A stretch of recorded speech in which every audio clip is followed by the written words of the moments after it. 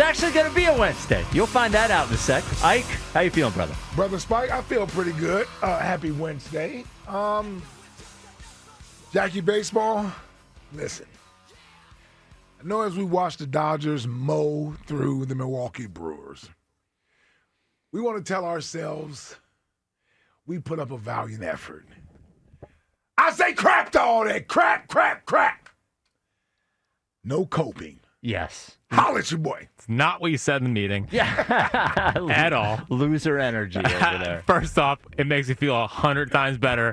We're right there. Run it back. Phil's 2026. It was always a 2026 Phil's. You know why it doesn't make me feel better? Because now I'm looking at Milwaukee, and I was like, well, if we don't, dumb away 2 games, we're crushing Milwaukee. We're in there. Maybe we win the World Series. Yeah. I don't feel better about it at all. I don't feel. I want the Dodgers to. Yes, you do. Yes, you. I know you too well. I know you too well. We're fine. He's telling himself. He was so happy. Come on. When they broke it open last night? Yeah, when they broke it open last night. Shohei, please hit that single into right. Shohei. So I can get shirts made. Bellinger and Bregman, 2025. Yep. That's sick individual. Total loser energy.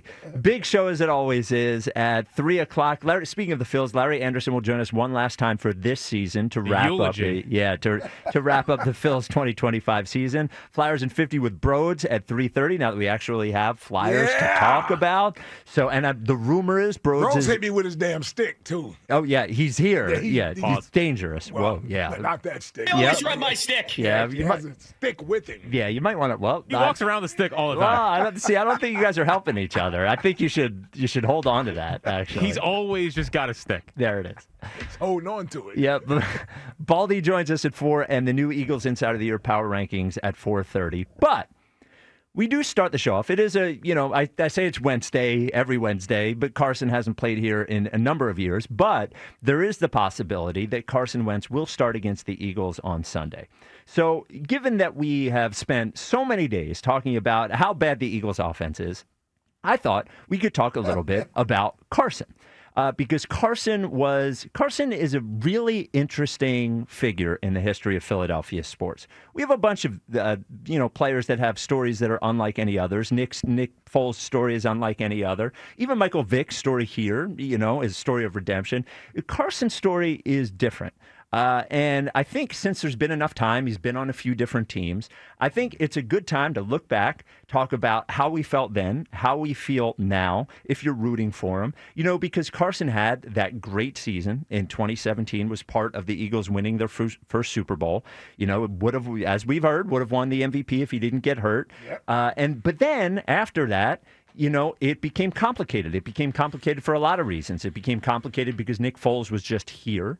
It became complicated because he didn't have, a great, group of players offensively around him. And then it became complicated because of Carson himself, and the vibe was not good within, and then eventually asked to not be here anymore, and Carson got traded.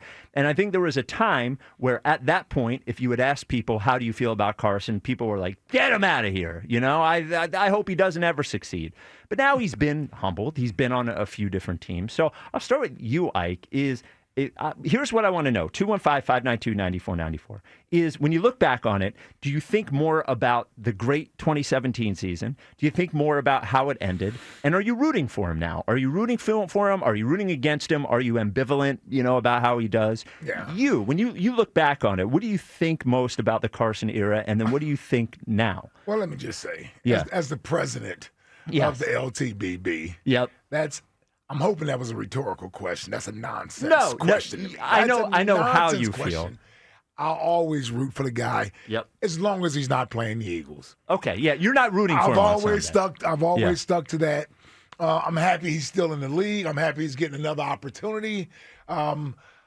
Listen, there are times I think about Wentz from his times back then, and you say to yourself, how could this not have gone right? Right. Like, if we had kept him here And this is no offense to Jalen or anybody else. So this has nothing to do with Jalen. This is only about Carson. There's no passive-aggressive Jalen stuff. No, well, especially from me. Well, yeah. Yes. And me. Well, no, shut up. Well, because, if I wanted to be passive-aggressive against Jalen, I would just start saying, boy, it would have been great if Carson was here. But I don't. you hated Wentz. So, I did. Yeah, I did. So yes. you're not going to do that. No, so I'm not. I'm just saying he had all of the physical tools that I think you look for in a quarterback. He had the size, he had the arm strength, he could throw the ball from different angles. He had the swashbuckler mentality where, he didn't mind taking risk. Like, that's the way he played the game, sometimes to a detriment to the team.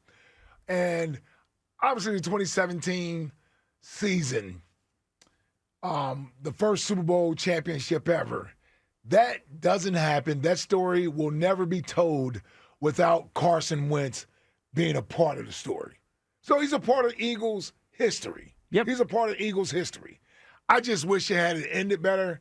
If he wasn't going to finish his career here, I think the way that it ended was terrible in 2020. Like that, I don't know how it could have been any worse than that season in 2020. It couldn't get right. And you almost think about what could have been. From a physical standpoint. But then I also say, I don't know if he was mentally ready to play here. That was my question. Yeah. Let's assume he doesn't get hurt, right? Yeah. And maybe they win the Super Bowl. Who knows what happens? But let's assume he doesn't get hurt. Because I think a lot of us think of this is what you're saying, what could have been. Yeah. But I don't know necessarily that it was the injury that prevented it from happening. It was a part of it. Yeah, it was a part of it. Yes. And the injury and them going on to win the Super Bowl without him didn't help. That's a large part of it, yes. You ask him, he says if he could trade in positions with a quarterback for a day, who would it be? Yeah, it would be Nick in that game. Yeah. So that shows you what it meant to him. Yep. Having somebody else do that on a team that drafted him as their franchise quarterback and everything they poured into him from a developmental standpoint, he was bought all the way into that. But even with that, there's still, I think, now I come to learn this or come to this realization later, I don't know if he was built to play here. From a feedback standpoint? Yes, from a mental standpoint. And that matters. Mm-hmm. Everybody's not built to play here. And I don't know if Wentz was mentally built to play here. I don't know. And it's hard to say that with any sort of strong sort of belief in it, only because I can't undersell having your backup go win the Super Bowl and be the Super Bowl MVP, and essentially the whole city falls in love with him after they were just in love with you. And he's still here the next year. And he's still here. Like, there's no way that didn't play a part in his development from where he was prior to that injury to where he was after that moving forward. I don't see how that I don't see how that didn't have a direct impact on him. Well, and you say, not built to play here. I think, and I've mentioned this a few times talking about other players. The thing that you don't get the advantage of is when you get drafted here is you don't get the advantage of coming here when you're 30 and being a more fully formed adult, more fully formed man, been in different situations, understand how good you have it. You come here as a 22 or 23-year-old and thrown into the fire of being in the middle of Philadelphia, the most important position on the most important team. I don't know how many people are. It's one of the things that's good about Jalen is that he doesn't seem affected by all of this. Yeah. But yeah, it was the outside stuff, and there was some inside stuff too. He wasn't totally willing to work on what he needed to work on and adjust what he needed to work. And who knows how much the Nick Foles and Super Bowl thing plays along with. So this is a Wednesday. Mm-hmm. We are looking back on the Carson Wentz era. What do you remember more? Do you remember the good times? Do you remember the bad times? And are you rooting for him? I remember the good times. Yeah, still the best quarterback season, arguably ever.